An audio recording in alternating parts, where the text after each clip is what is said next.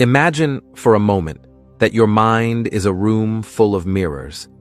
Each mirror reflects a concern, a late project, a phone call you've been avoiding for days, a decision you've been putting off for too long. You are there, in the center. You try to manage them all at once, but the more you move, the more the reflections multiply, transforming the space into a labyrinth. And then I ask you, are you really trapped, or are you just chasing illusions? Before you dive into this journey, pause for a moment. If you are here, it is not by chance. This channel is a sacred space for those who seek deep answers, want to overcome their inner blocks, and awaken their true essence. By signing up, you get early access to content designed to guide you on the path of awareness, shadow, and transformation. Yet, over 90% of those who get this far don't sign up. And then they miss the right moment. Don't ignore the call. Sign up now and consciously choose to evolve. Carl Gustav Jung, the father of analytical psychology, believed that worry was just that, a trick of the mind, a mental construction, often fueled by what we don't want to see.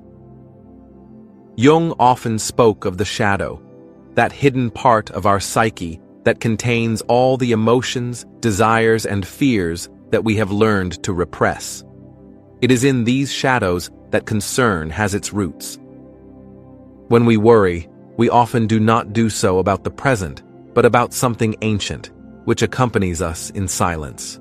A wound that never healed, an inherited sense of inadequacy, a fear that we have learned to call prudence. But what would happen if we stopped avoiding these parts? What would happen if, instead of running away, we turned around and looked them in the face? Jung invites us to do a simple but powerful experiment. Close your eyes. Think about what is worrying you today. What's the worst-case scenario? What would really happen if this were to happen? And would you be able to face it? In most cases, the answer is yes. Maybe not right away, perhaps not without effort, but yes. Because what we fear is not so much the event itself, but rather not knowing how we will feel when it happens. Worrying, ultimately, is our way of fooling ourselves into thinking we can control the future. We mentally rehearse conversations that haven't yet happened. We anticipate disasters that will never come to pass. And in the meantime, we lose the only real moment we have, the now. Jung said that worry is often a signal, a message from the shadows, an invitation to look inside ourselves rather than around us. Behind the anxiety of being judged by others, there could be an ancient fear of not being loved. Behind the obsession with financial security may lie a deep-seated belief that you are not good enough. What if worry holds the keys to our transformation? Here comes into play a concept that Jung and other great thinkers have touched on deeply. Surrender.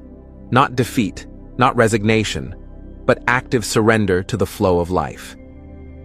Jung reminds us that resistance to change, to pain, to uncertainty is often the cause of our greatest distress. We think we have to control everything, but life is not an equation, it's a river. And when we stop swimming against the current, we discover something unexpected. We know how to float. So, what to do? Here are some practices that Jung himself would have approved of. Listen to your dreams. They are messages from your unconscious, often more sincere than the thoughts you give voice to. Write down your worries. Bring them to light. Give them a name. You will see that many will lose their power just by doing so. Meditate. Breathe. Observe. Thoughts are like clouds. You don't have to follow them. Ask yourself, is this really happening right now, or am I just imagining it?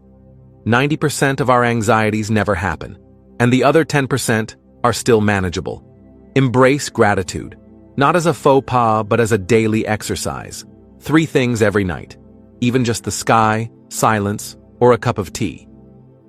Carl Jung leaves us with a revolutionary thought. Trust is not an illusion. It is a practice. Trusting life doesn't mean waiting for everything to be okay. It means knowing that no matter what happens, you'll be there, present, rooted, alive.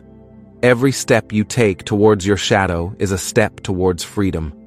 Every time you choose to be, rather than worry, you are rewriting your story. Mark Twain once said, "I have had many worries in my life, most of which never happened." Maybe it's time to stop fighting the storms of the mind and learn to listen to them. Maybe it's time to remember that beneath the turbulent surface, there's always a calm place. And that place is you. If this message has touched you, reflect. Share it. Live it. Your mind is not your enemy. It is your most powerful ally.